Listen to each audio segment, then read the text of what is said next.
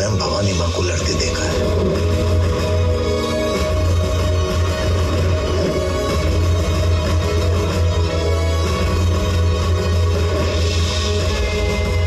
खुद ही सरहद है, खुद ही गार्ड। उसकी मर्जी के बिना उसकी सरहद में कोई दाखिल नहीं हो सकता, ना ही कोई हथियार बाहर जा सकता है। असंभव।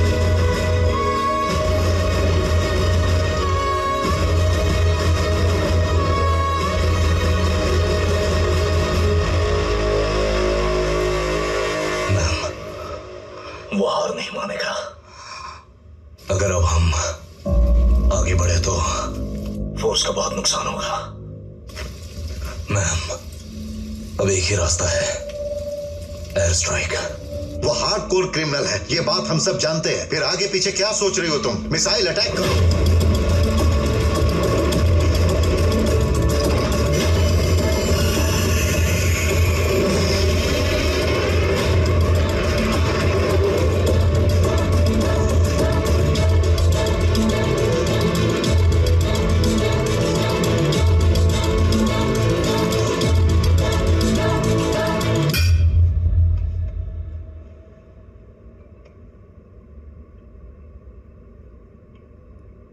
साल, 50 ऑपरेशन, 1 लाख से ज्यादा हथियार लूटे। इंटरपोल की लिस्ट में तुम्हारा नाम टॉप पर है। देश और भेष बदलने से तुम्हारा रिकॉर्ड नहीं बदलेगा। मैंने सिर्फ वो जगह नहीं छोड़ी, वो दुनिया भी छोड़ दी है।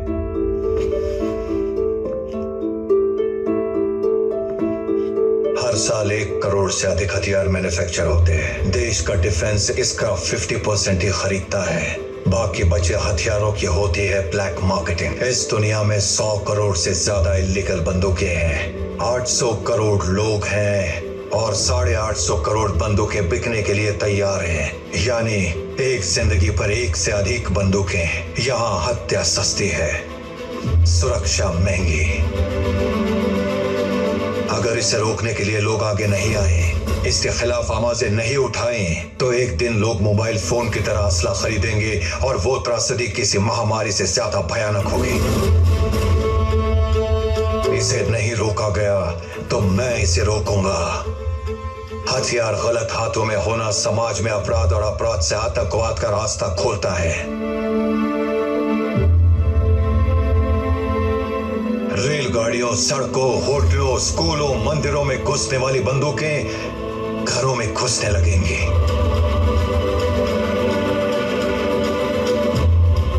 ये देश अमेरिका नहीं बनना चाहिए जहां लोगों की आबादी से ज्यादा हथियारों की संख्या है। कोई बच्चा घर छोड़कर शहर पढ़ने जाए तो माता पिता को उसका फोन हालचाल जानने के लिए आना चाहिए, ना कि कोई पुलिस वाला फोन करके बताए कि उनका बच्चा अब नहीं रहा। जब किसी परिवार में कोई मरता है तो एक नहीं 2 जाने जाती हैं। एक वो जो चला गया और एक वो जो उसके लिए रोज मरता है। मृत्यु का कोई कारण नहीं, अर्थ होना चाहिए। बंदूकें जिम्मेदार बने और गोलियां आम आदमी की उम्मीद। और अगर ये करना है तो हथियार गैर जिम्मेदार हाथों में नहीं पड़ने चाहिए। पीरियड। बिना किसी वजह के हमारी आंखों के सामने कोई अपना मर जाए तो कैसा लगता है जानते हो? तुम उसकी कल्पना भी नहीं कर सकते। हथियार से विध्वंस करने वाला राक्षस होता है, हथियार से विध्वंस को रोकने वाला भगवान होता है। पर यह भगवान अच्छा नहीं है, सिद्धि है। मेरे हथियार कहां जाएंगे ये सिर्फ मैं तय करूंगा।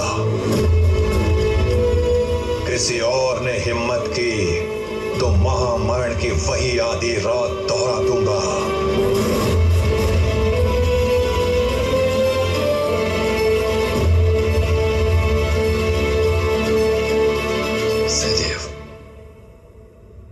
प्रताप,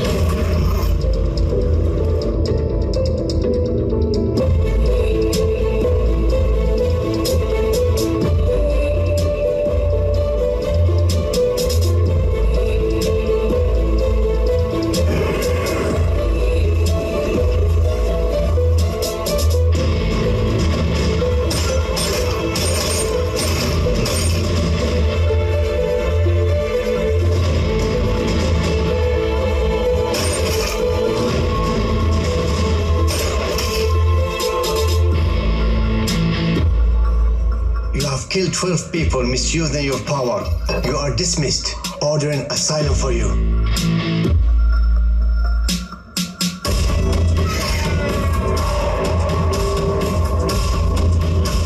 आने दो।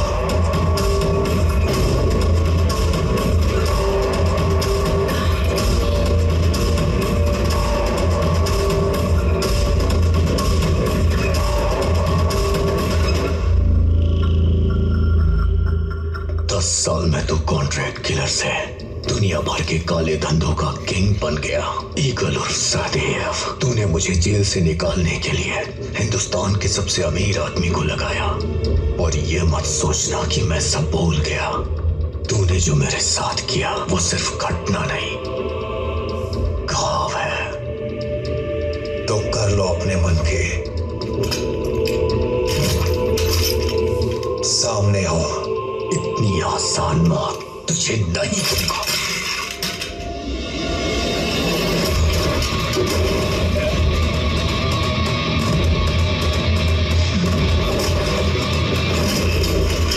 तेरे बाप से उसकी बेटी छीन ले, सैकड़ों जिंदगियां बर्बाद कर दी और अब भी मन नहीं भरा तेरा।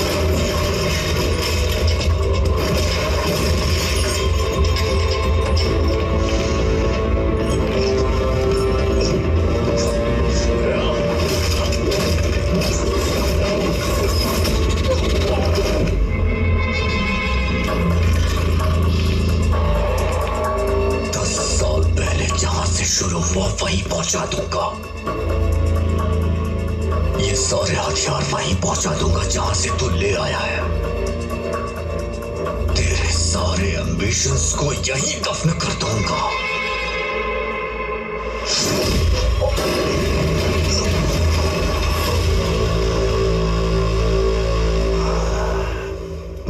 इंटेलिजेंस एजेंसियां, 16 देश मिलकर भी मुझे रोक नहीं पाए।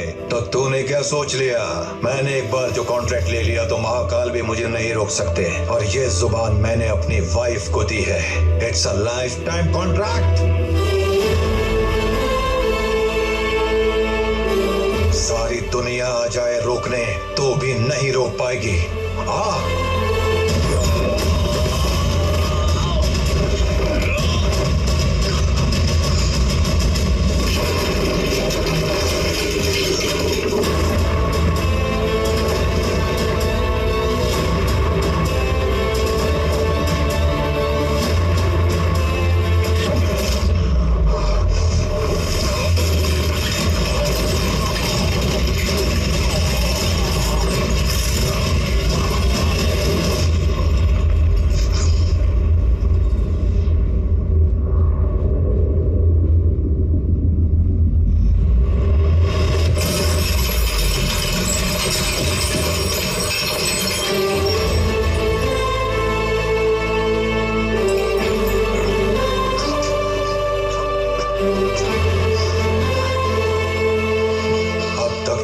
लेने के लिए जिंदा थे, अब तुम्हें खुद को बदलने के लिए जीना है। तुम किसी के पिता हो, किसी की उम्मीद हो।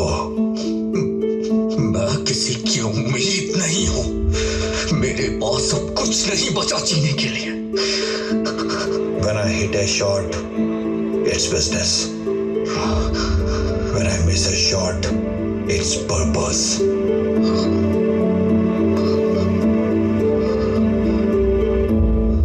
जिंदगी पिछले 10 सालों से तुम्हारा इंतजार कर रही है।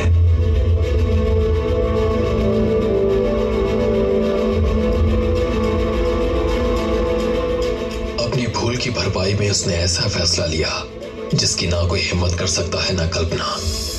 वो फैसला तुम्हारी किताब का क्लाइमैक्स होगा, और वो क्लाइमैक्स तुम्हें एक ही आदमी बता सकता है।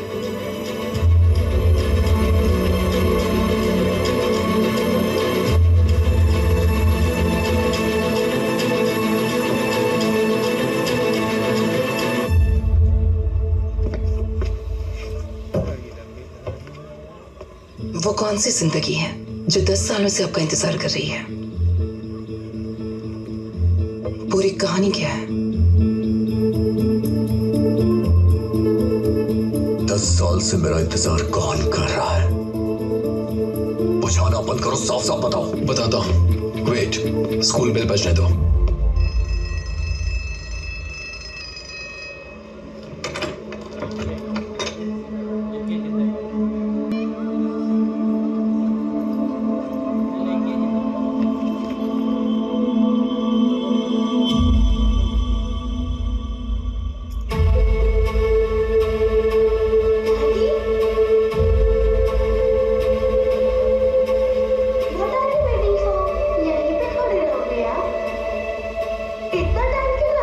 उसका नाम भूमि है। सहदेव का प्रायश्चित तुम्हारी बेटी। इसकी पूरी परवरिश में बस तुम्हारी यादें हैं। सहदेव की जो सबसे बड़ी पूंजी थी वो थी भूमि।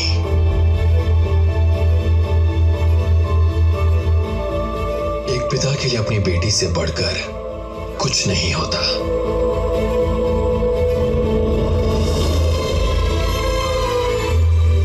जो ईश्वर आंधी भेजकर जंगल उजाड़ता है, वही बारिश भेजकर उगाता भी है। रचना ने जाते जाते एक तोहफा दिया था सहदेव को, प्यारी सी बेटी। सहदेव ने खूब मन से पाला उसे, किसी चीज की कमी नहीं होने दी, लेकिन साथ रहकर भी पास नहीं रहा। अपनी जगह तुम्हारे किस्से सुनाए, तुम्हारी तस्वीरें भेजी। उसने खुद को अपनी बेटी से अलग करके तुम्हें आगे कर दिया। उनकी वजह से तुम्हारी बेटी दूर हुई थी तुमसे, उन्होंने भरपाई कर दी। अब तुम ही उसके पिता हो और वो तुम्हारी जिम्मेदारी।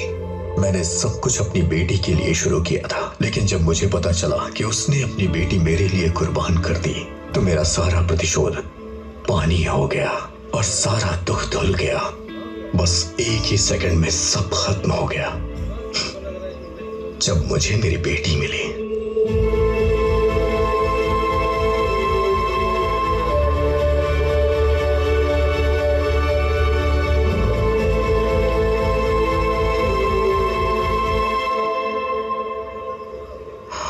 जब मैं उस पहाड़ी पर गई तो वहां पर केवल राख ही राख थी। उसकी डेथ कैसे हुई? जय, टाइम नहीं है। एक्टिवेट ऑल द एक्सप्लोसिव्स, इन्हें खोल दो। सिर्फ हार जीत ही नहीं, उसकी मृत्यु भी उसके काबू में थी। Everybody out. सहदेव ने फोर्सेस को कम्युनिकेट किया। उसने कहा उन्हें मारने के लिए मिसाइल चलाने की जरूरत नहीं और अपना किला खुद बनाने का निर्णय लिया। उसने डेटोनेटर एक्टिव किया, जिससे 100 मीटर के दायरे में सब जलकर राख हो जाए।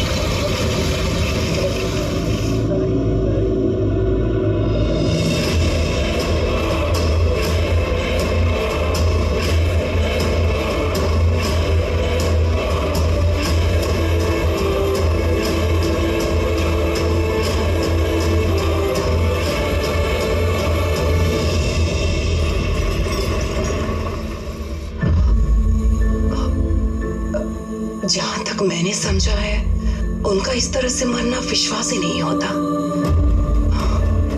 इतनी जिद्दी लड़ाकी की कहानी इतनी आसानी से कैसे? उसके उजड़े हुए फार्म हाउस पर उसका एक रेशा तक नहीं मिला। जिस आदमी ने 10 साल एक मिशन के लिए प्लान किया, वो अपने निकलने का रास्ता प्लान नहीं करेगा। तुम्हारी तरह मुझे भी यकीन नहीं था, ब्लास्ट होने के अगले ही दिन मैं भी ईगल और उसके आदमियों को तलाशने वापस गया। तब मुझे पता चला he is not a single man. Ma'am, Denmark में एक साथ 12 लोगों की हत्या हुई है। उनके हथियार भी गायब हैं। ये खोखा मिला है। ऑपरेशन